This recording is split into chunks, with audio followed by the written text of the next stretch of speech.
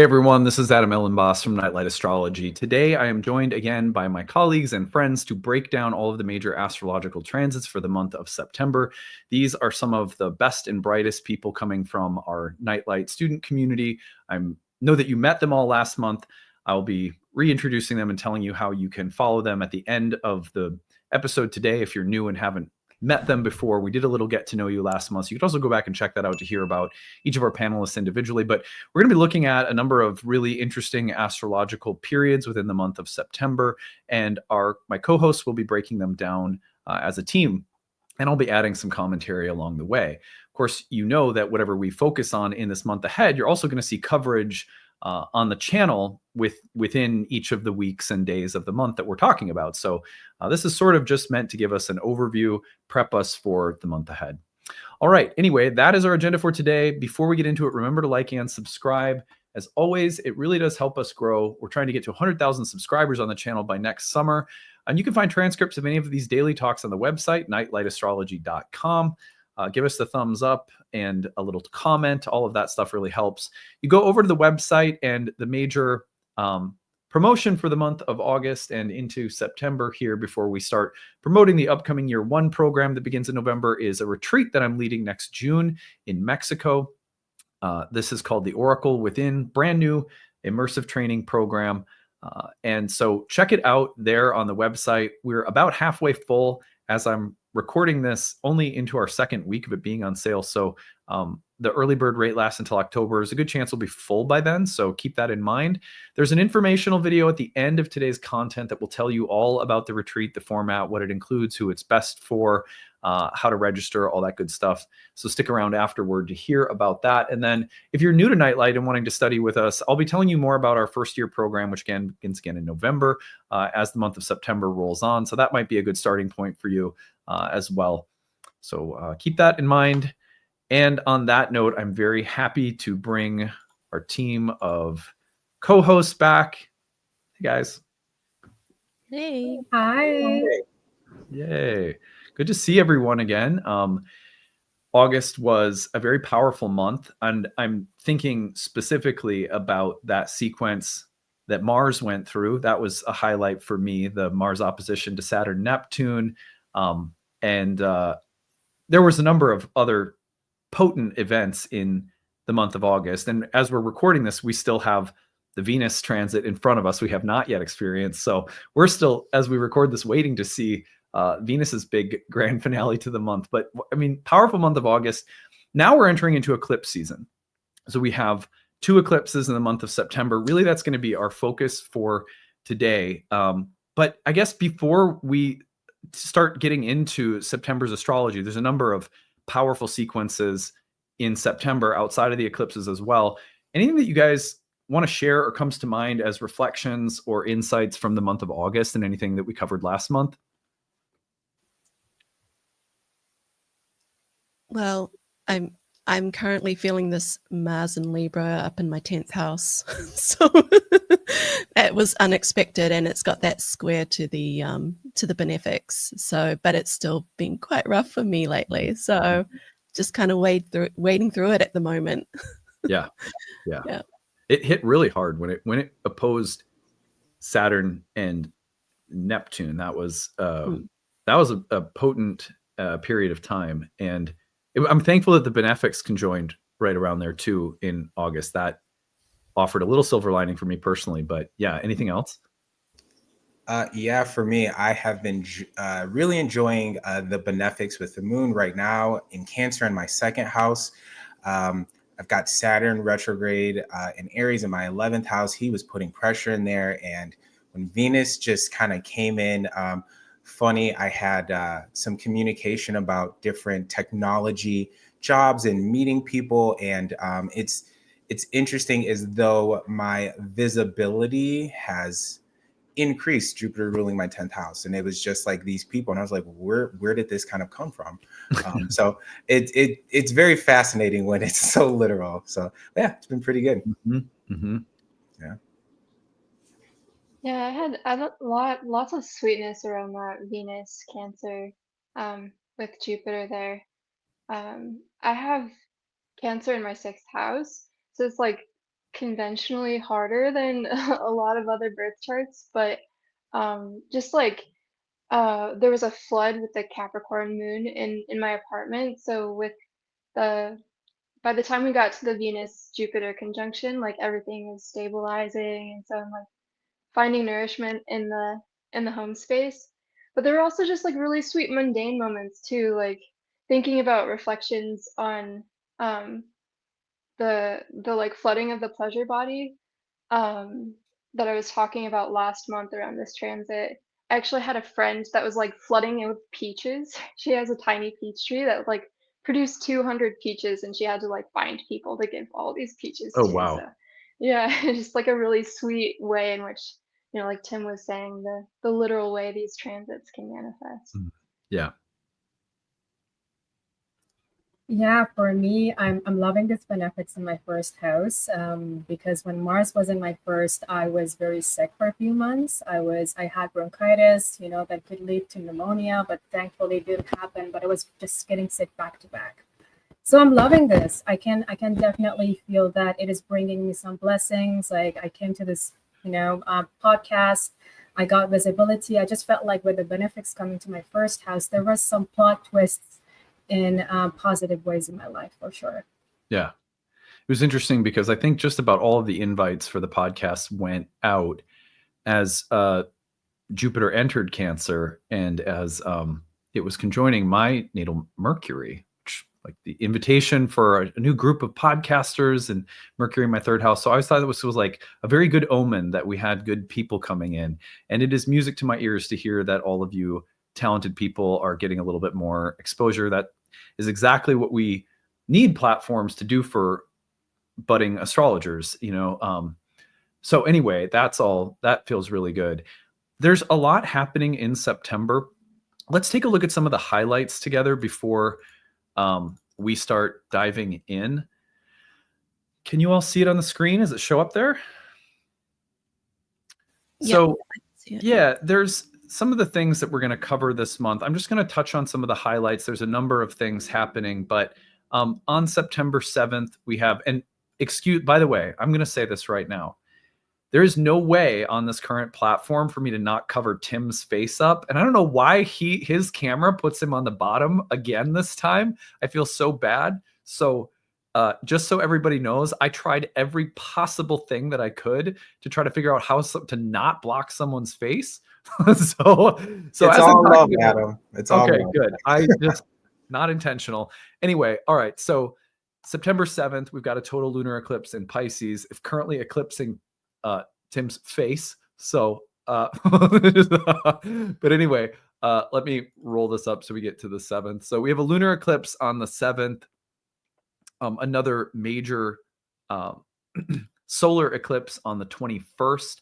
That solar eclipse is coming at the same time that the sun is opposing Saturn. So it's effectively a solar eclipse opposite Saturn. That's a big one. That's going to hit a little different. So we'll be spending some time with that. The sun goes through a very powerful sequence at the end of the month. There's some other interesting pieces of the month of Venus square to Uranus. That's, I think, pretty interesting. Some initial sequences at the start of the month we'll be looking at in a minute here with Uranus and Mars.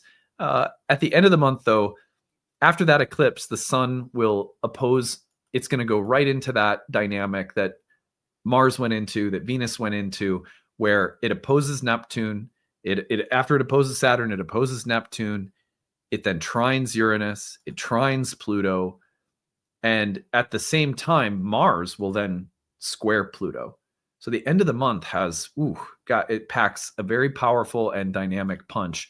We're going to be looking at all of this, a couple other little periods I didn't mention in brief here, but what we've done in terms of our formatting for this year, trying on kind of a different approach. Within each segment of the month, we have a different, team member sort of stepping up to take that portion of the month. So let me get myself set up here. Hold on.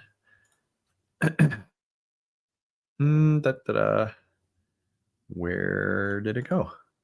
Hold on just one second, guys. I have my list. Aha, here you are. Okay. So SHAHRZAD is going to take the first sequence of the month, and let me just get it up on the screen so we can roll into it. Okay, I'm going to outline this section for us briefly, and then we'll go forward from there. So the very first part of the month features a couple of transits that SHAHRZAD is going to take us through. On the 3rd of September, we have a Mercury square to Uranus. This is a very well dignified Mercury who's under the beams of the sun, but protected in its own chariot, squaring Uranus, also in a Mercury ruled sign. The next day, if we go forward just a little bit, we're going to see that Mars will then square Jupiter. So these are loud, very powerful transits happening the first couple of days of the month. A Mars square to Jupiter, weightier planets meeting in a square. That's significant. Those planets move slowly, and when they contact, it's quite loud and strong. And then SHAHRZAD is also going to be taking a look at the first eclipse for us, which is a total lunar eclipse in Pisces on the 7th. So those are the three transits we're going to start the month with, and SHAHRZAD is going to give us her take on those things. And let me take down these banners, and then I'll kind of outline the transits as she's speaking about them. Yeah, so Mercury in Virgo squaring Uranus in Gemini on September 3rd. So the first keyword that comes to me with this transit is like screaming restless. Mercury is that clever messenger, and Virgo, he is in his own home, you know, just like when you're in your own home, you are in your element, you're comfortable.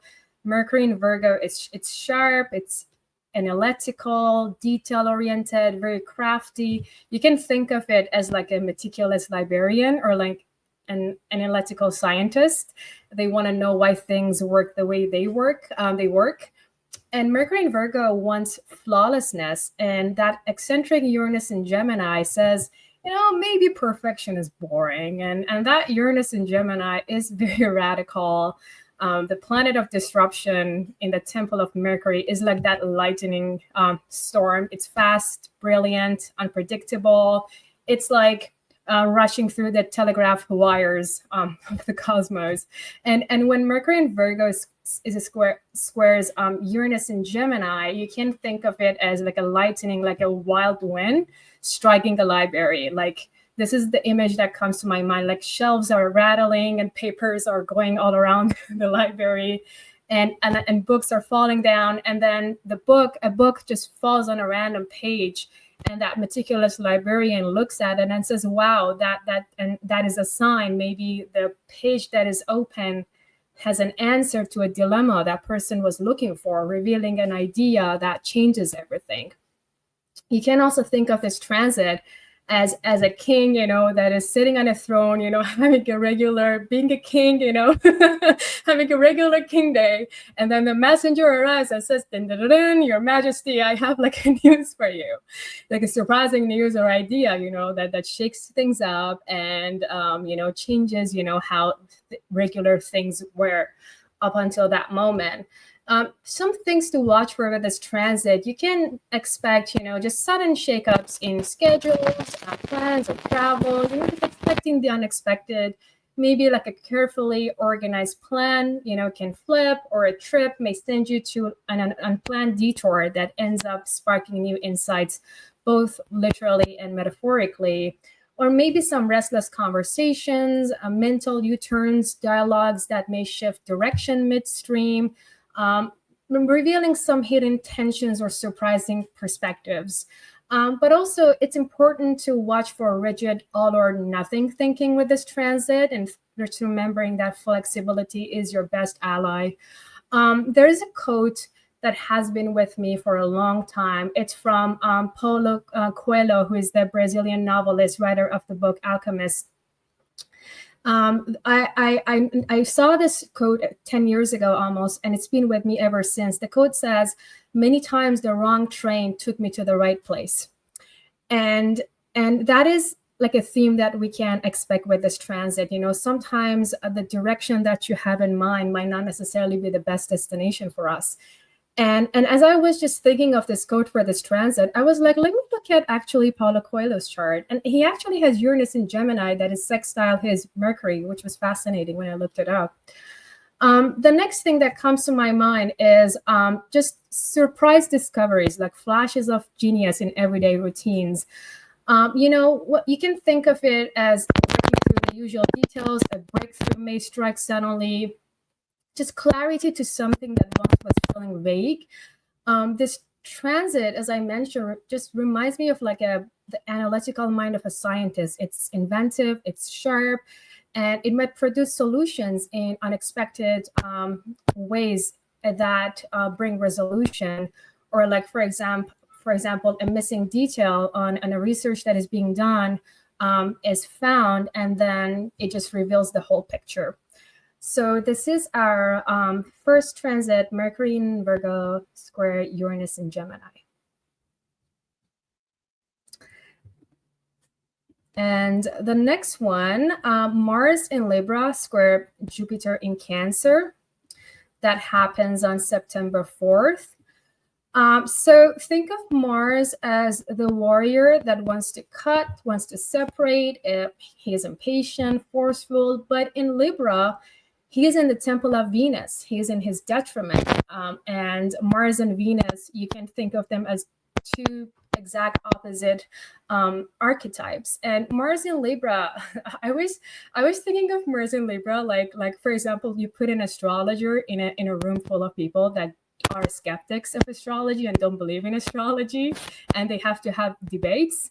You know, just imagine the tension that is burning within you as an astrologer, being in a room that you don't feel comfortable, you don't feel you are in your element, and you might, you know, just smile on the surface, but you don't feel comfortable within you.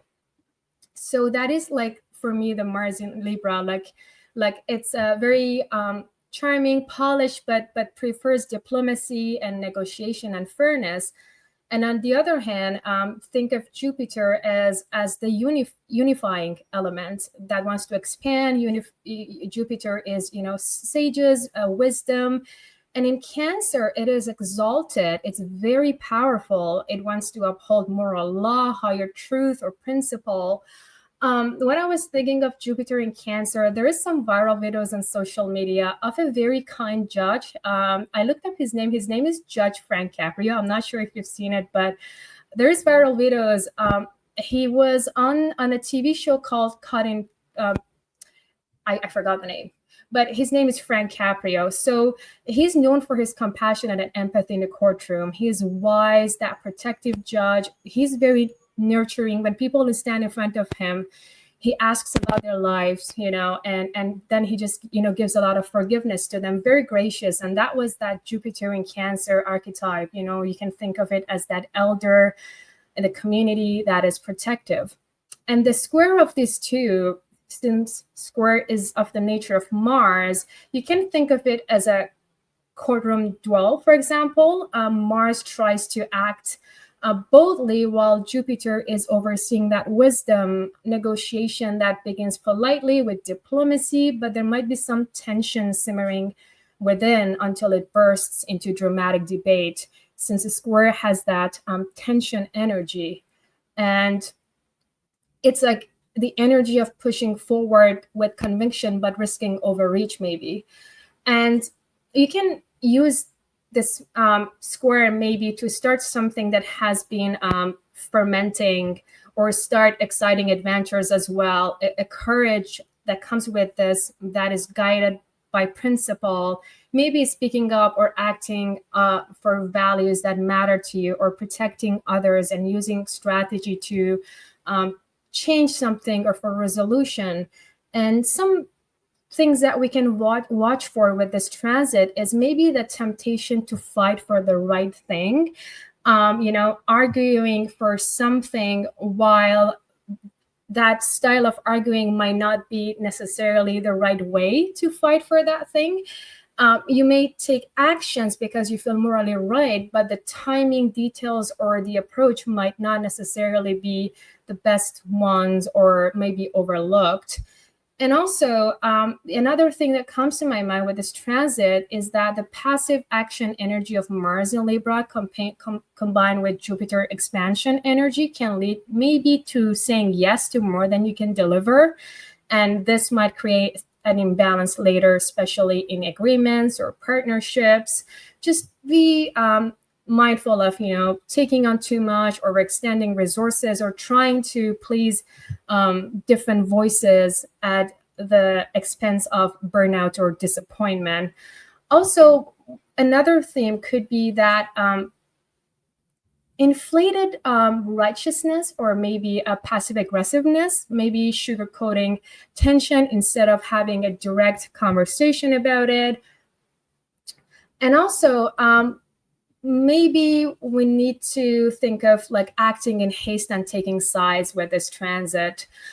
In groups, friendships, or family settings, just being mindful of defending peace while fueling conflict, or claiming fairness while subtly, in a subtle way, favoring one side to another side, and also a moral superiority complex, or like that knowing best, that might slip in a little bit, where the actions don't match the values necessarily. Just the urge to take sides may escalate division instead of resolution with this transit.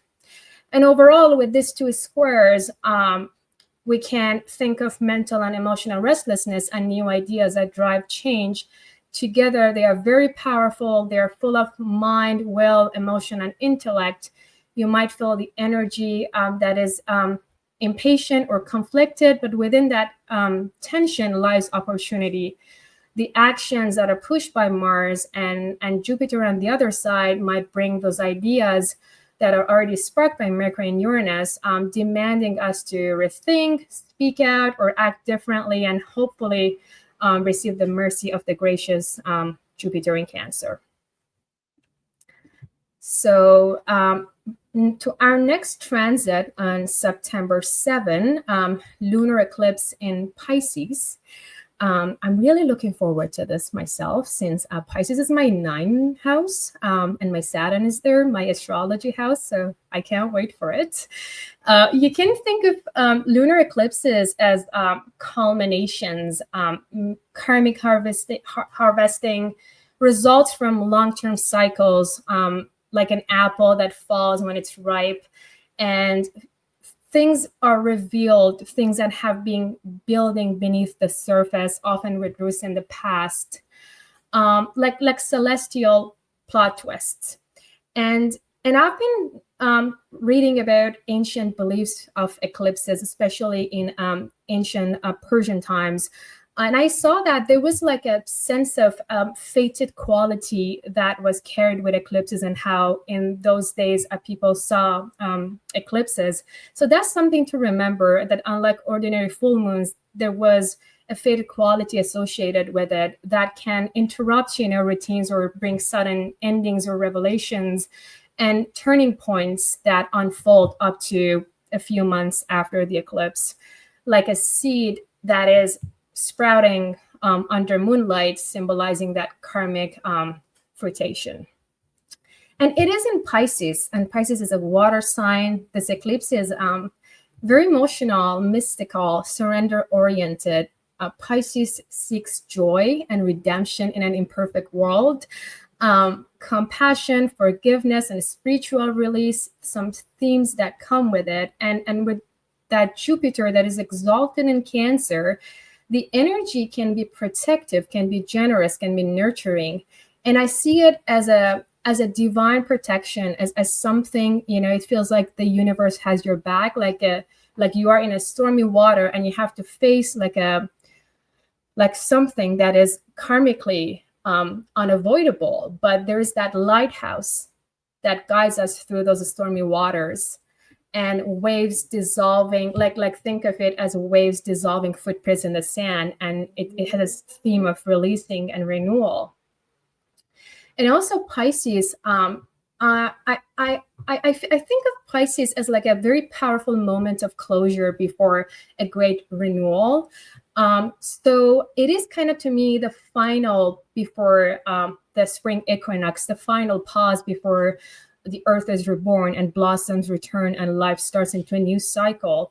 Actually, in my culture, for thousands of years, in Iran, our calendar starts with a spring equinox. So the exact moment that spring equinox starts, that's our new year. And our calendar is actually like astrology calendar. And when I learned astrology, I was like, wow, like we've been doing this. I didn't know that. So Pisces season for me as a kid, growing up in Iran, was always that season that we just prepared for the new year to come. And this is an ancient festival that was deeply connected to the turning of seasons, to that shifting balance of darkness and lights that is rooted in Zoroastrian tradition. I remember that during always the last month before Aries season comes, we would just, do deep cleaning of our home, dusting. And as kids, we would just buy new shoes, new clothes, readying for ourselves for this arrival of spring. And that moment is very sacred. So when the new year exactly is going to start, a few minutes before the arrival of spring equinox, we sit with our family around the table in silence. And then when the new year starts, we just, hug each other, say Happy New Year when sun enters Aries. So the eclipse in Pisces, just reflecting on all of that, maybe carries that same message, that before rebirth, something must be released. Reminder that every ending is maybe a preparation for renewal. And that's why the lunar eclipse in Pisces feels very significant, like a clearing away of the old to make space for what's about to bloom. And also the Jupiter in Cancer as that divine mother, or maybe like a guardian angel, the protector who doesn't prevent the storm, but walks with you through it, illuminating the inner compass. Maybe you need to, that says that, hey, you need to pass this lesson, but I'm here and I'm going to hold your hand. That's what it feels like to me. And as I mentioned earlier, I have Saturn in Pisces in my 9th house that rules 5 planets in my chart. So the last time that there was an eclipse in Pisces, something really shifted internally within me, that I just felt like I always wanted to just improve and succeed in the classic 9-to-5 jobs. And with that eclipse, like 2 months before and a few months after, I just felt like something shifted within me, and something within me was like, maybe you should do astrology as your profession. And I in the beginning, when that intuition was going on within me, I wasn't really paying attention. But then as time went on, I was like, why not? Maybe this is a sign. And as I started to take actions, like writing business plan, going to seek resources for starting a business, all the support was coming to me. And I just saw, wow, like when you just go through the path, like all the signs come to you. It just felt like I trusted my intuition. I surrendered that this is a voice that is coming to me and I have to listen to it. And I had a vision and I trusted it. And then all the support came to me. Like, for example, being selected to co-host a Nightlight, that was one of the signs that came to me. And when Jupiter moved into Cancer, I just received that unexpected support. And that's the eclipse energy, that karmic blossoming, emotional guidance, and divine reflection.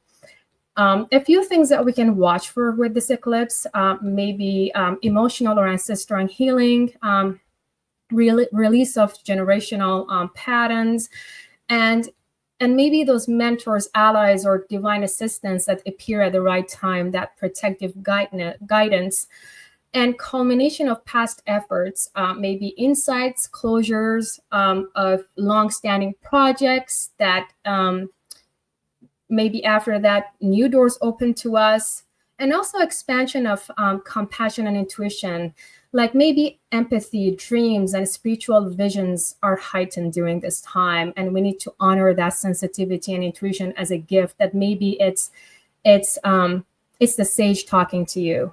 That's how I see it in my life.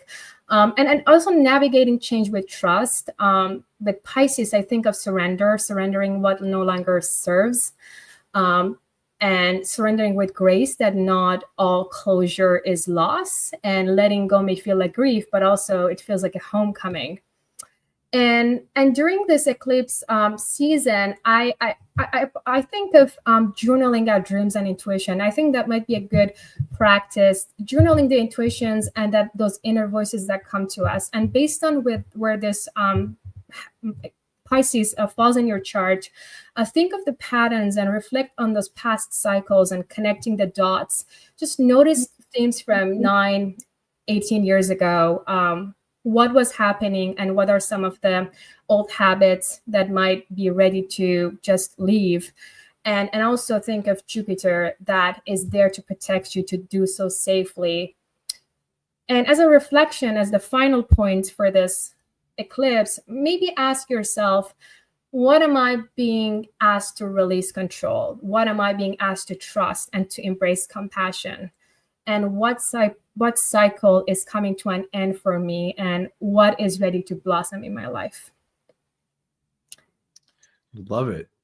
Thank you. Yeah, that was super rich and in-depth coverage of those first couple of events, including obviously the lunar eclipse. And it's so interesting to see a lunar eclipse with the North Node, where the North Node frequently reveals new desires, unexplored areas, the new potential for growth.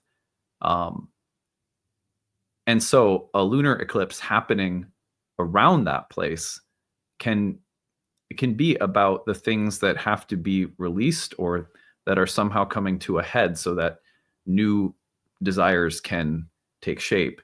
It's a very interesting, lunar eclipses around the North Node are fascinating for that reason in general. And then the support of Jupiter that you mentioned, so important there.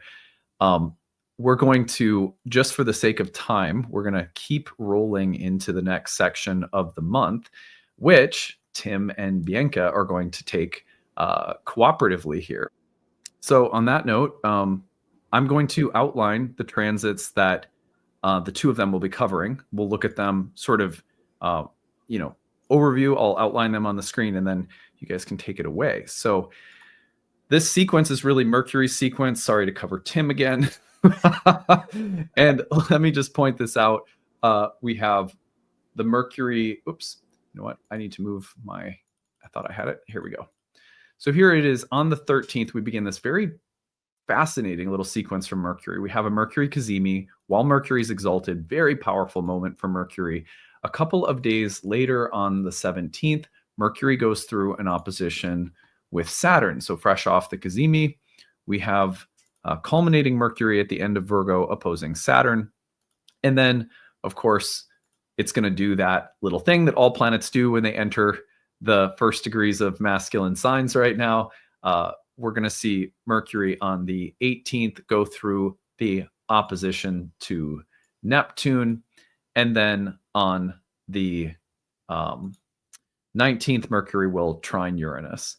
So the very next day, then, we get this little trine to Uranus. So all in all, we have all of this starts with the Mercury Cazimi, goes through the opposition to Saturn, the opposition to Neptune, the trine to Uranus in a very short period of time. So that's quite the, again, very powerful sequence for Mercury. And I'm really excited to hear how Bianca and Tim are breaking it down for us. Yeah, this is a really, really exciting sequence for Mercury, and it happens so quickly. I mean, right, starting on September 13th, we've got that Mercury Cazimi, that superior conjunction. I love to think about this, like Mercury's movement as kind of, it tells a story, right, Bianca, as like we kind of talked about. Like at this point, I feel like Mercury has come, like he's retrograded back. He's kind of reviewed things. He's gone over things. And as he goes through direct motion, I think of insanely the Hermit, which I don't know if you guys can see that. My tarot card, the Hermit, right? Like his retrograde, he goes past the sun. It like strips him of everything. He's like, what am I doing? Who am I? Let me go into this little cave, figure things out. Starts to go direct. As he's going direct, he's figuring things out. He's gaining clarity, right? Communication, all of the mercurial things start to work. As he's coming up to the sun in his full like zenith of power, be like the Hermit coming out of the cave, right? With his light, he's like, hey, I'm renewed, I'm refreshed, let's go. I'm going to manifest this what I'm bringing to whatever your Virgo and house is. He's coming crafty, perfected, flawless. I mean, Bianca, what are your thoughts here? What's Mercury doing? Yeah, like I love that that imagery you've just shared. I was also thinking of like a rebirth, and as he's coming up to the sun, he's combustion, but because he is exalted, it's like he is not as affected as what he would be if he was coming up to this Cazimi in, say, another sign. So I think although he is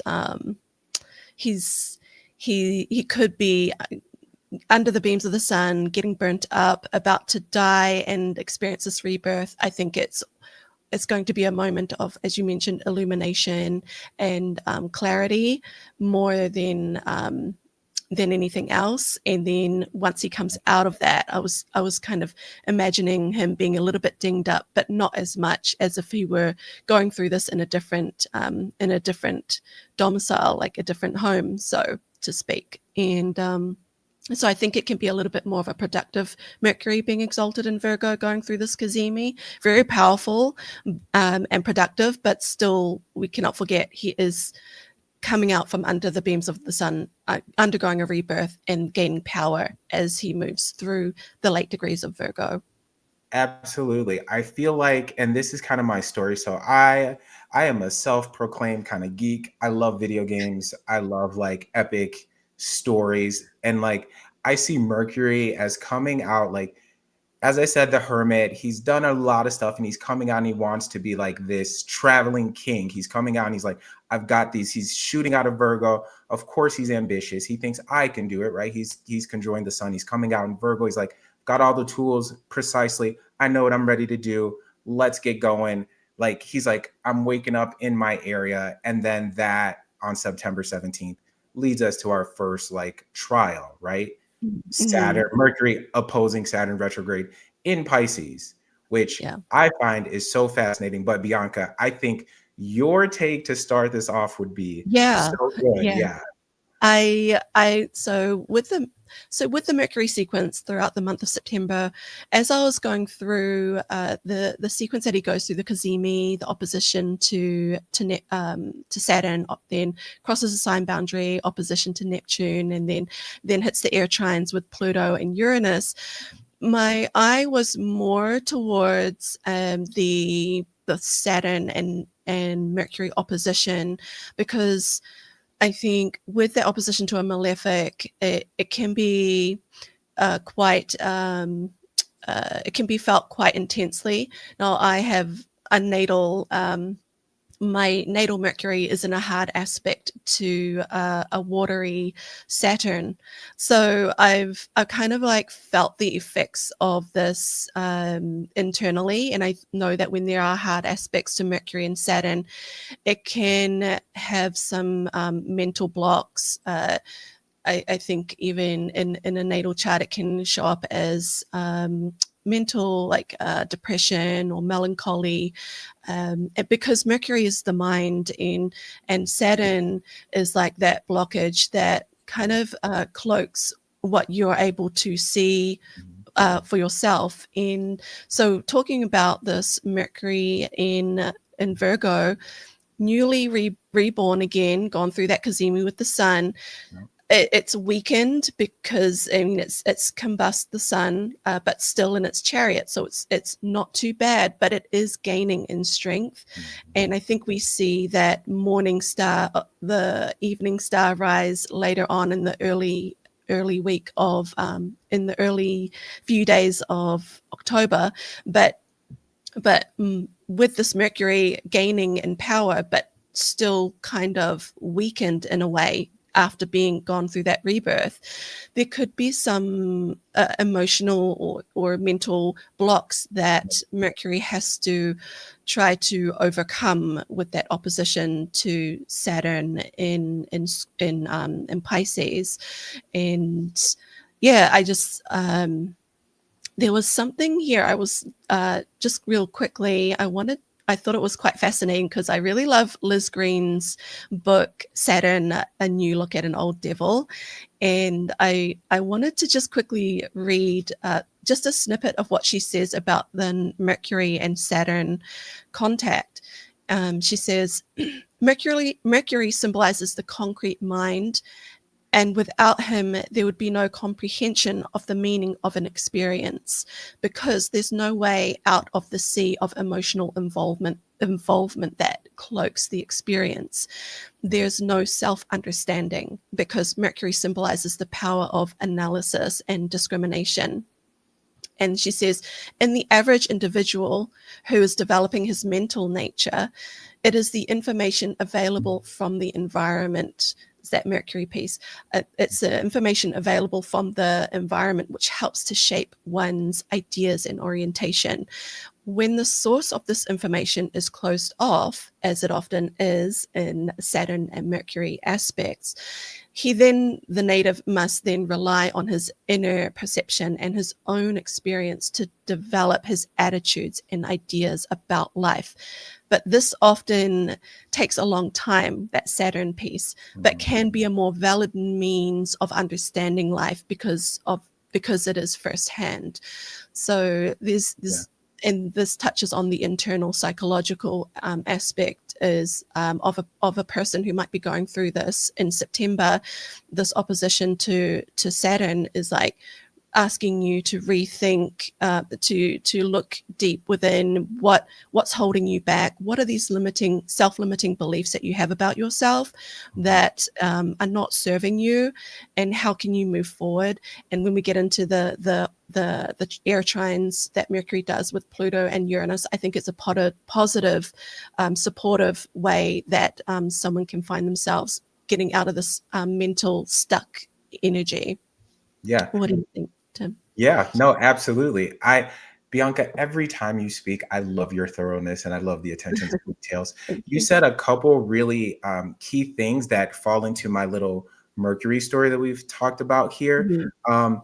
One, that Saturn opposition, it's that lack of clarity. And as we know, Mercury in Virgo has precision. It's being deeply discursive and understanding, like, no, I've already broke this down. I know exactly how this is going.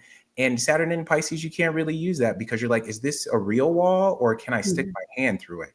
And so there's this, I have this imagery of, right, Mercury has protruded, in Virgo from the sun, a little dinged up, but he's like, he maybe got a little more ego, but he's ready to go. And then he steps in and SHAHRZAD gave a beautiful image that I'd use is like, it's like an isolation chamber of water. It's completely dark and there's water.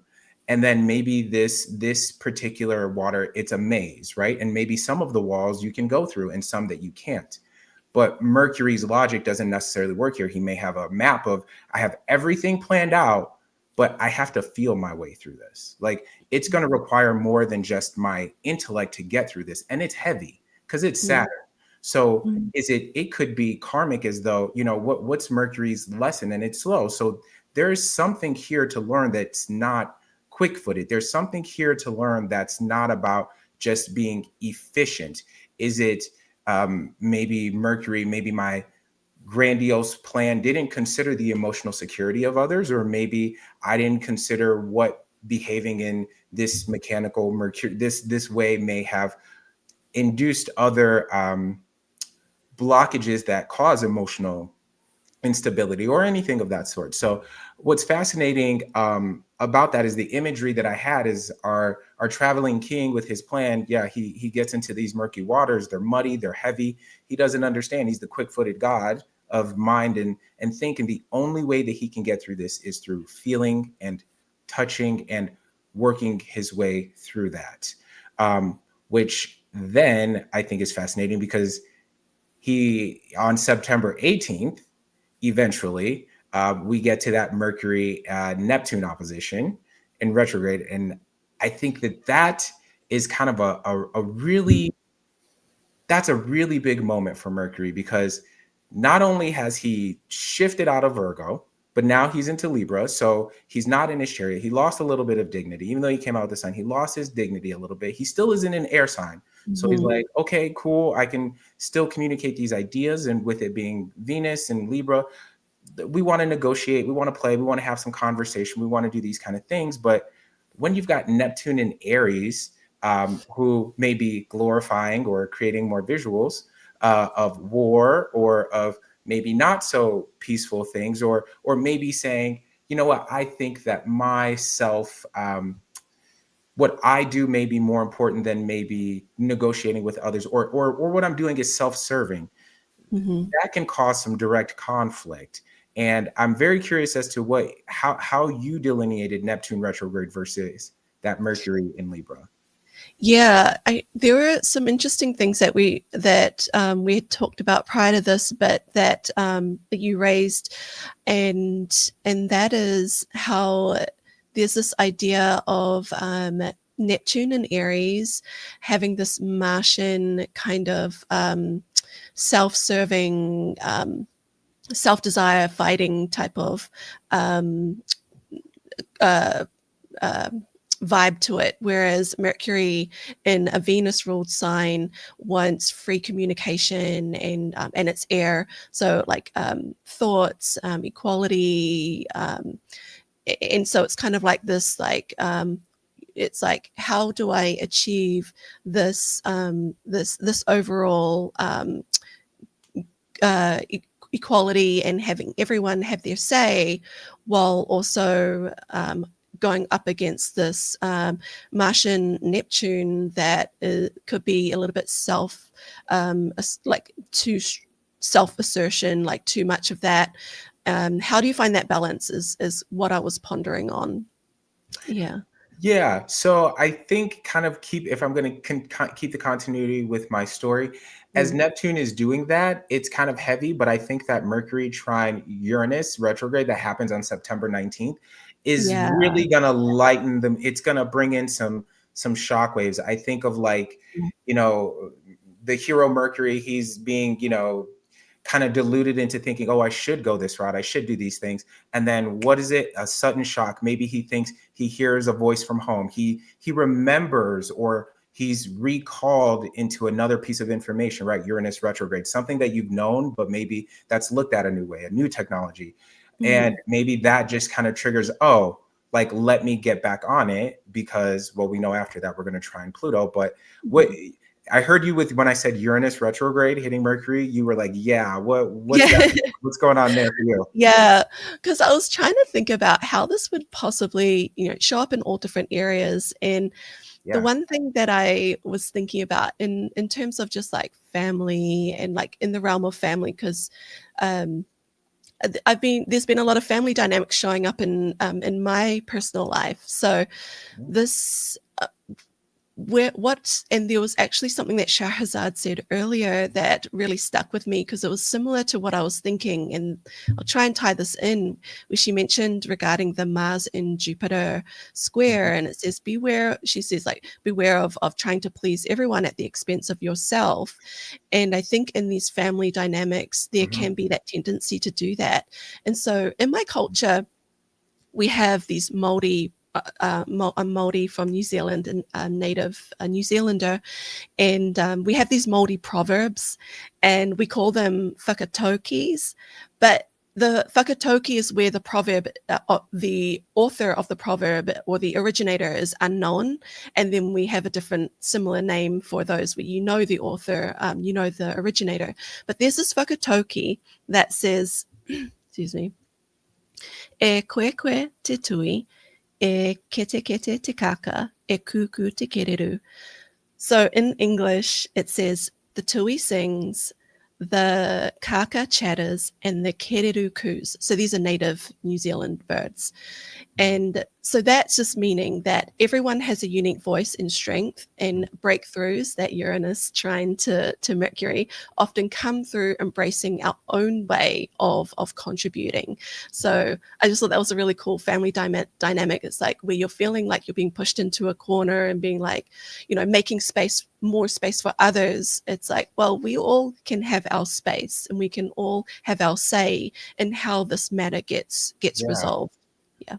Yeah, no, I think so. What's so funny is that that leads me straight into like the Mercury trine Pluto retrograde, Yeah. like finding your inner voice and bringing that to the surface in a Libra, Mhm. like in a way that, like, hey, maybe you felt with the Saturn, with the Saturn opposition and Neptune, like you're not being heard, you're being blocked off, and like you're emotionally going there. And then finally, Mercury trining this Pluto is like getting that inner power to stand up and actually say something, or realizing something and communicating that about yourself. That's what I got out of that. So that was a Yeah. beautiful lead. Thank you. That was great. Yeah.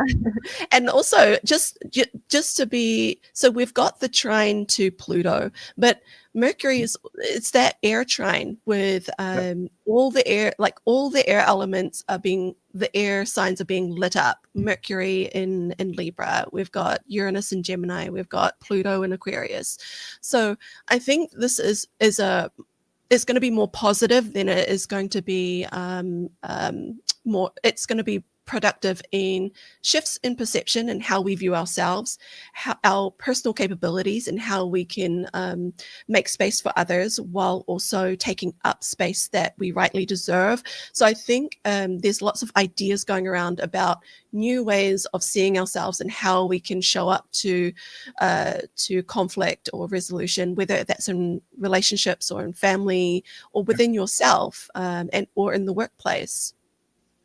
I Yeah. agree. Yep. Perfect. Yeah. Amazing. So, This fantastic. Thank you guys so much for walking us through what is a really dynamic sequence for Mercury.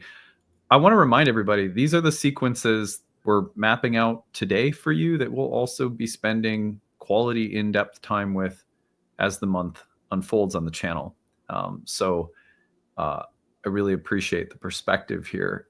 For the sake of time, we're on a bit of a schedule crunch today. We're going to move into our final segment for the month, which Courtney will be taking us through. And I'm going to just outline it for you first. It is mostly about the sun during this period, but there's a few other little transits here that are, I think, sneaky powerful, we'll call them. We've got Venus squaring Uranus on the 20th from Virgo to Gemini. Remember, our new moon in Virgo in August, the Mercury square in September, now the Venus square, a number of planets entering Virgo, all hitting that square, kind of doubling up on the themes of Mercury Hermes. There now is also a mutual reception between Mercury and Libra and Venus in Virgo. Makes it a very interesting little transit. It's fast, but like I said, kind of sneaky powerful. The 21st, then we get into another eclipse window. And this eclipse features the sun opposite Saturn. So on the same day, we'll have the sun opposite Saturn and a solar eclipse in Virgo. Then the sun runs that gauntlet that everything is running when it enters the early degrees of a masculine sign.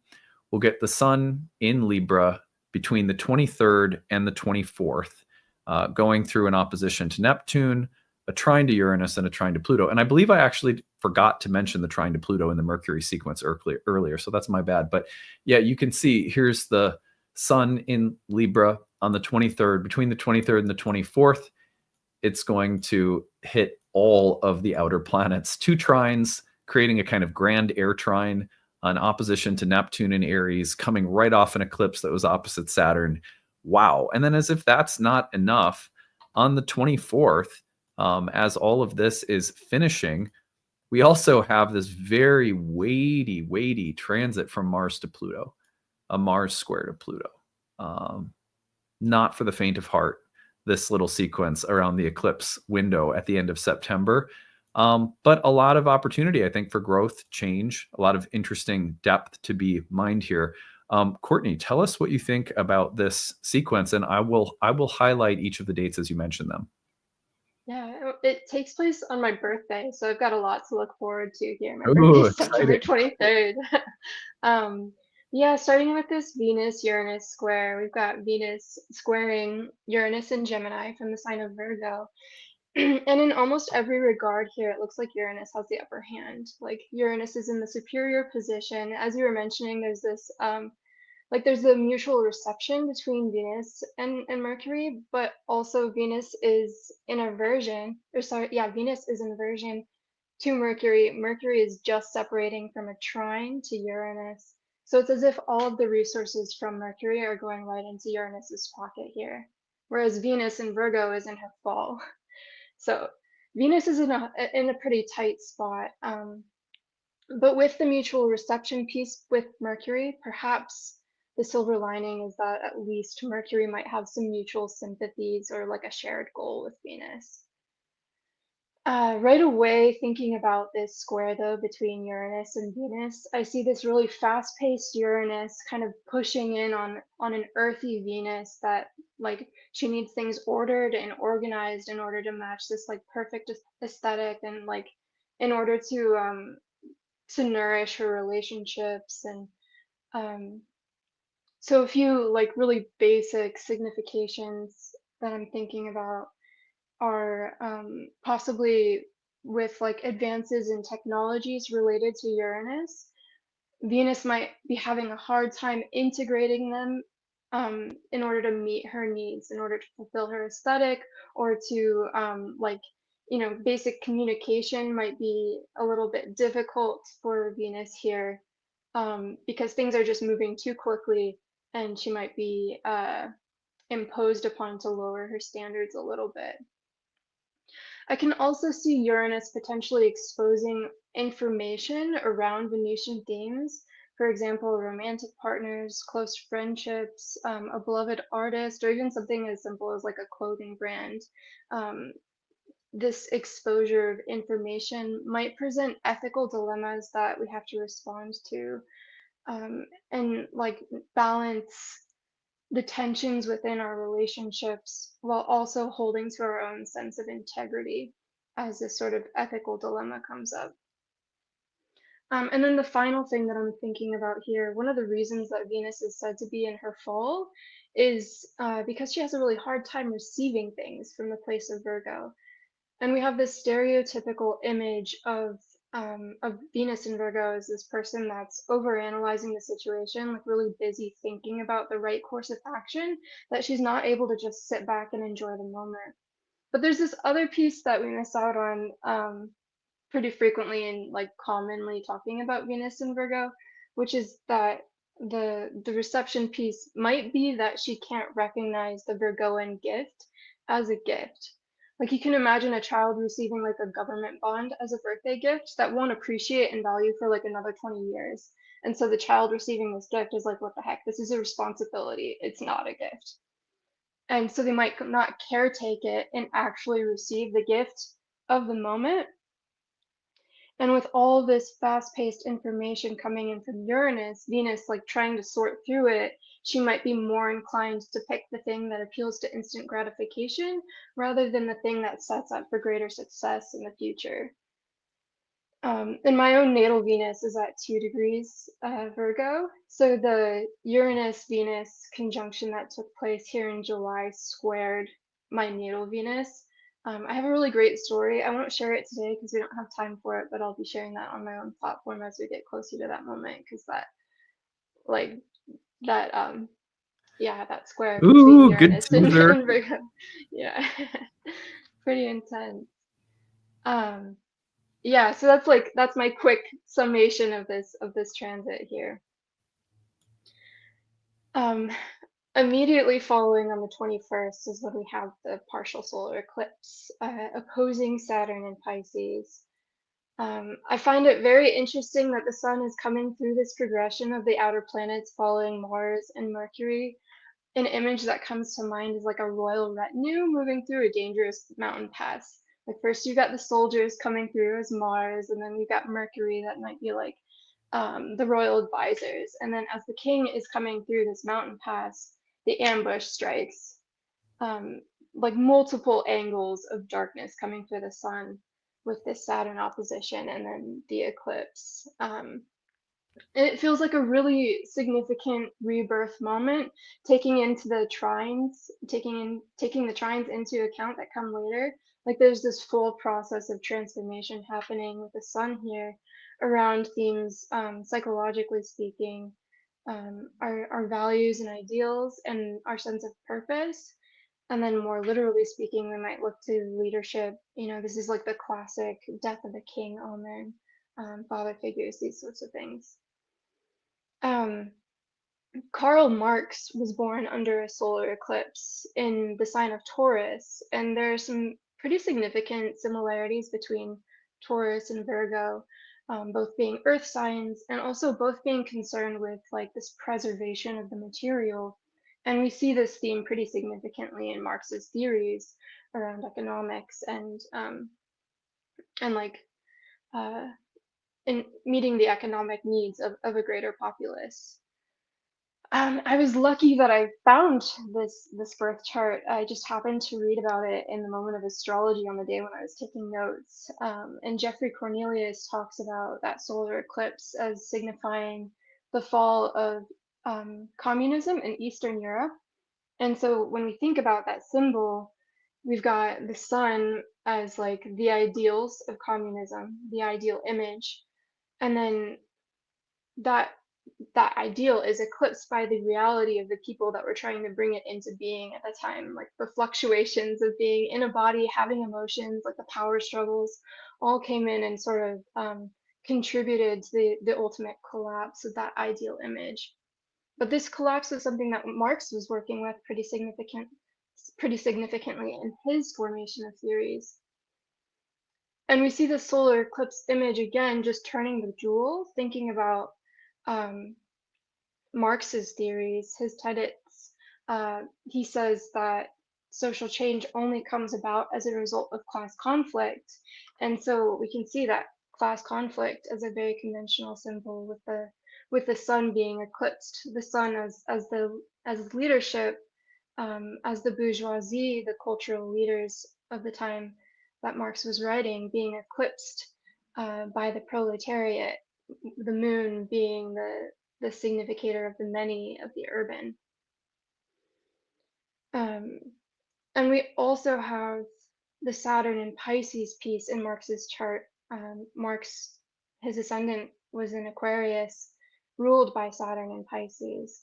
And so yet another way that we see this eclipse theme taking place biographically, his ability to work on his theories and to like get to the ends of capitalism and what drove it was often prevented by his own health concerns and the needs of his family.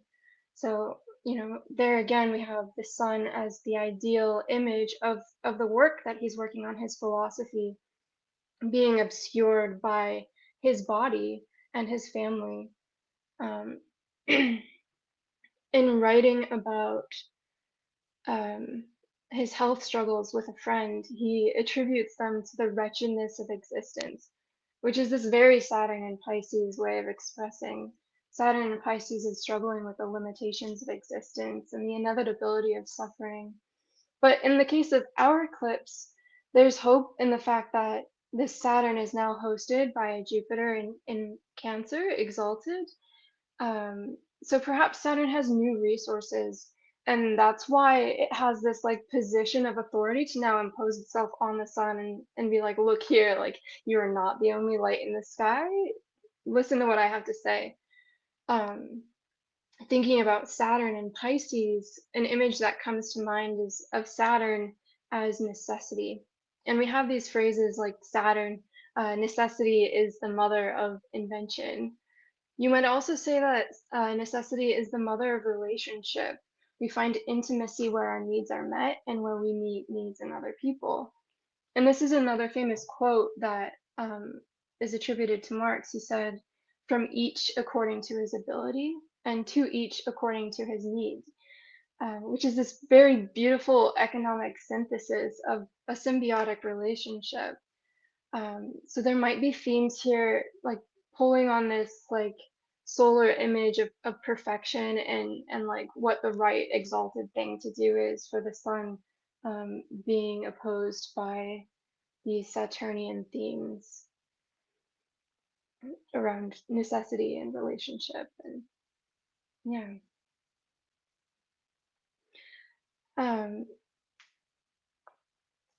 On the following, let's see, it's September 23rd. the sun will be opposing Neptune in Aries. At this point, the sun is still reeling from the eclipse. It's entered its fall in Libra and is now having to deal with this opposition from Neptune in Aries. So here we have the fallen image of the sun. We have Neptune in Aries as like dried up dreams. There's something that feels very somber about this moment. I think about the aftermath of the eclipse. Perhaps this is like the battlefield, and like now there's just this tension of like um facing the losses, facing whatever damage, that sort of acceptance of whatever has taken place with the eclipse is settling in here. And at the same time, there might be some tension coming from Neptune about dreams that have been unfulfilled. And it feels to me like a triage moment where Neptune is assessing the damages that have been done and kind of signifying like, look, this is where you missed the mark. But we have Uranus coming in, forming this supportive trine, presenting a whole new array of possibilities, like a treatment plan after that initial triage moment. So that's hopeful. Some things that I would just be watchful of with the Neptunian piece, the Neptunian impulse to purify. I would just like keep in mind that unification can come out of imperfection. Like we're not looking for total conformity here. There can be variance. Like if you come as you are, you can still find like a cohesive path forward from this position. And then with Uranus presenting all these ideas, it might be really easy to just like pick one and run with it. But I think it's important here in this moment to just sit with the assessment, like, let the disappointment or whatever sort of like dust needs to settle while the new images are presenting themselves through Uranus. And I mean, literally just sit with it. Because the next thing that happens on September 24th is we have this trine coming from Pluto. So if with the Neptune Uranus piece, if that was a triage, Pluto coming in at this moment from the other direction, Pluto being this like really chthonic force, this sort of like upwelling from the depths, and sitting in Aquarius, Pluto might be pulling resources like totally out of left field here. This moment feels like a numinous wind that sort of sweeps through the sun and gives new direction, but also the power in order to complete whatever sort of transformation is taking place here around these solar themes. Now, simultaneously, we do have this square coming from Mars in Scorpio. And even though Mars and the Sun are in aversion to each other, they're both kind of working through this Plutonian piece. So there's a way in which they might come together through the Plutonian piece. It's really interesting that at this moment, on September 24th, the moon is starting to conjoin with Mars. And this has already been a very lunar cycle between Pluto and Mars. Both of the squares have taken place in the moon's exaltation. The first square took place in the moon's exaltation. We had this rare moment with Mercury and Pluto going back and forth across the boundaries of Capricorn and Aquarius, and then Cancer and Leo, where one of the oppositions between Pluto and Mars took place in the moon's domicile. That won't be happening for any more of these cycles between Pluto and Mars. And then now the moon is conjoined Mars in the place of her fall in this last square here. So there might be a way in which we're seeing Mars advocating for lunar themes and just thinking about like the eclipse, the lunar themes coming up on the sun. Like there might be more work here between solar and lunar themes in a secret way. But just thinking about some basic tensions between the place of Scorpio and the place of Aquarius. We have Scorpio as this very like deep, watery place. It's a place of decay and death and the fertility that rises out of it. And then we have Aquarius, which is this high and dry place that likes exposing things in order to understand how they're connected for the collective good. So we might see some tensions around things that we need to keep secret for the sake of protection, and things that we're exposing for the sake of collective good. And an image that comes to mind is the high steps of the Himalayas. They're these like flat, dry, rocky places along the Himalayan mountains. And traditionally, locals would bring their dead to lay out on these high steps rather than burying them in the ground. And when you put a corpse in this high exposed place, the body decomposes really quickly. It's symbolically, it's a way of like very quickly releasing the process of death and decay, and sort of moving the deceased from this life more quickly into the next one.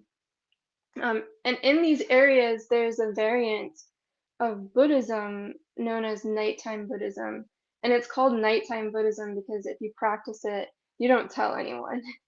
And it involves a ritual where you take yourself to the high step.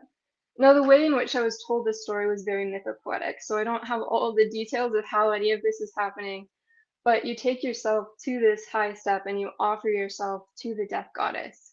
And she takes your body and makes a feast of it for the hungry ghosts. And all the while you're watching. From a prosaic standpoint, we might look at this as like a ritual for conquering fear, but there's a lot more than that going on here.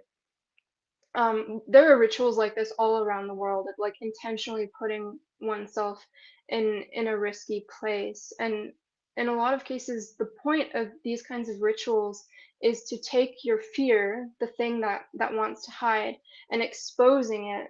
And when you expose it in this sustained way, eventually it shrivels up, and what you're left with is the eternal nature of self. And I think this connects us back to the solar theme where we're, there's like this turning over of images. What we have feared has come to pass. And here on the other side, like in the process of this, like wrestling and in this like exposed place, we still have the eternal nature of the soul. So that's the full synthesis of all of these transits here, from my standpoint. I love it. That was awesome. Yeah, such a nice way of wrapping it up. And we will have specific instructional videos for offering yourself to the death goddess to come later in the month. No, I'm just kidding.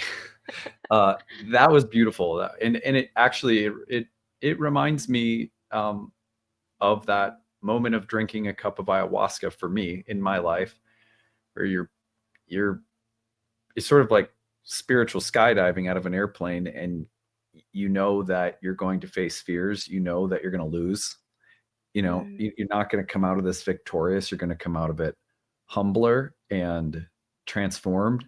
And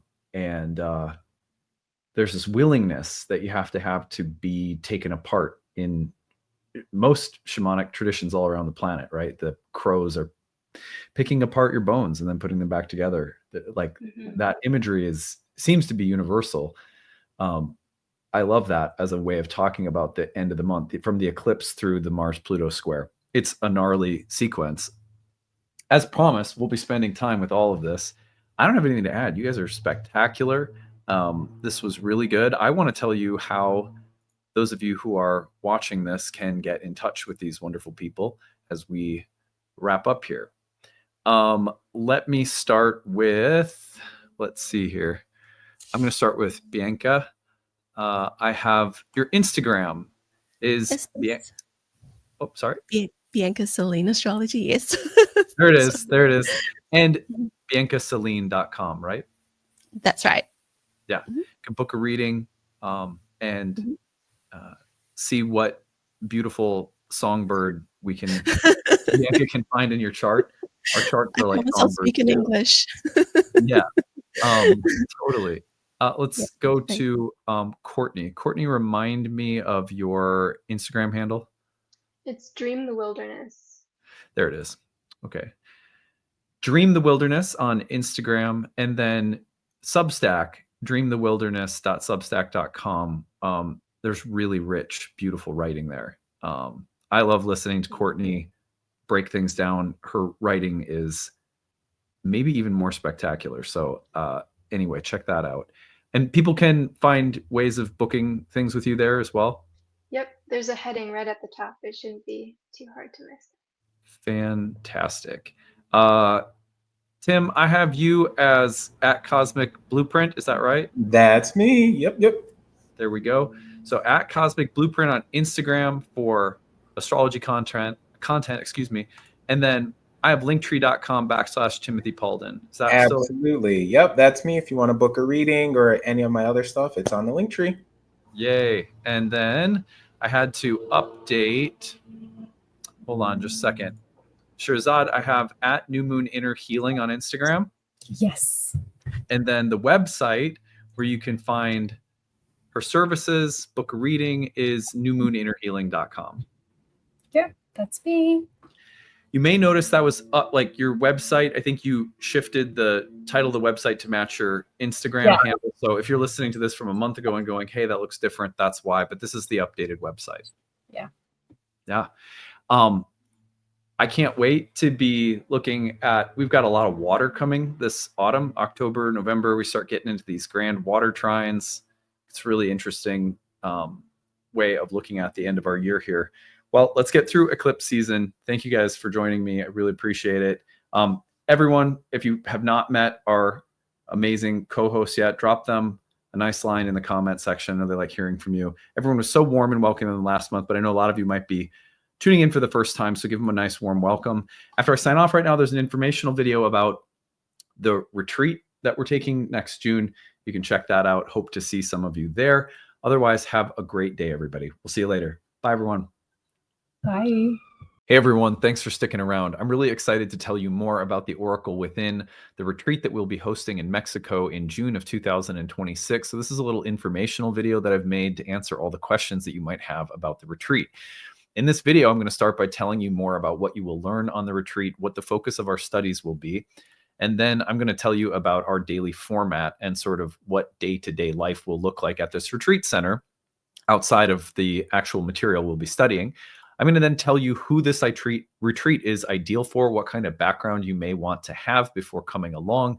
And then finally, I'm going to tell you more about how you can register. And of course, I'll take you over to the actual retreat website page so that you know where all of the information is located. There's also a really rich FAQ section that will probably answer any further questions you may have. On that note, let's start with what will I learn? So for a very long time, astrologers have talked about what astrology is. What is this? Is it some kind of karmic science? Is it a science of causal energies and influences? Is this actually scientific?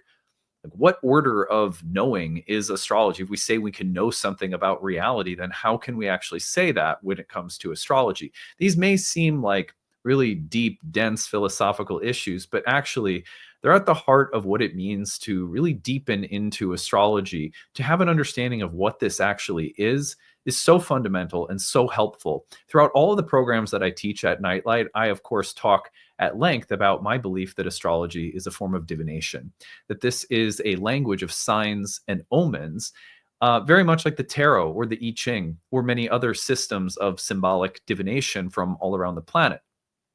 We're going to spend a lot of time on this retreat talking about what astrology is. From a historical and philosophical perspective, what is divination? What is divination, not just in this tradition, but all over the planet? What kind of things does a divinatory view of the cosmos assume about the nature of reality, about the nature of the soul, and what we're actually doing as practitioners when we practice astrology or when we study it or when we use it for ourselves? So one of the teachers that I had that made a huge impact on me, and 12 years ago when Jupiter was last in Cancer, I hosted him for a retreat on astrology as a form of divination, is Jeffrey Cornelius. He wrote this book called The Moment of Astrology, Origins in Divination, which is, in my opinion, one of the best books on astrology ever written. This will be something like a preparatory textbook that a lot of students on the retreat I'll recommend read before you come to this course.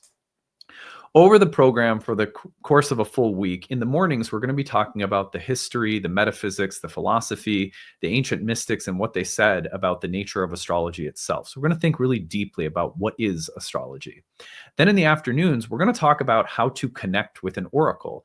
Connecting with an oracle, connecting with astrology as a divinatory system, in other words, is about the marriage of intuition and being able to listen to the oracle speak while also utilizing the logic of craft. How do you marry those two things together? It's not something we take a lot of deliberate time to talk about as astrologers. So in the mornings, we're talking about history, philosophy, theory of astrology. In the afternoons, we're going to be talking about how to actually develop a living, vibrant relationship with an oracle so that it's informing how you approach the craft of a reading or how you approach the craft of astrology itself, if it's something that you maybe just use only for you in your own spiritual path. Either way, practitioners, hobby students are all welcome. So a lot of hands-on immersive work with charts, with live clients, with different systems of divination, and talking a lot about how to connect with an oracle experientially in our afternoons, where our mornings will be devoted to theory. It's about 30 to 40 hours worth of content that we'll be doing over the course of a week together, which means this is effectively like one of my advanced training programs condensed into a week. It's brand new material, brand new curriculum, doesn't appear anywhere else in the Nightlight programs, and yet everything that this program includes is really a condensation of the underlying philosophy of astrology itself that is a part of all of the Nightlight programs and all of my work as a whole. And again, most of that was deeply inspired by the work of Jeffrey Cornelius, who's I consider him something of a mentor in my life.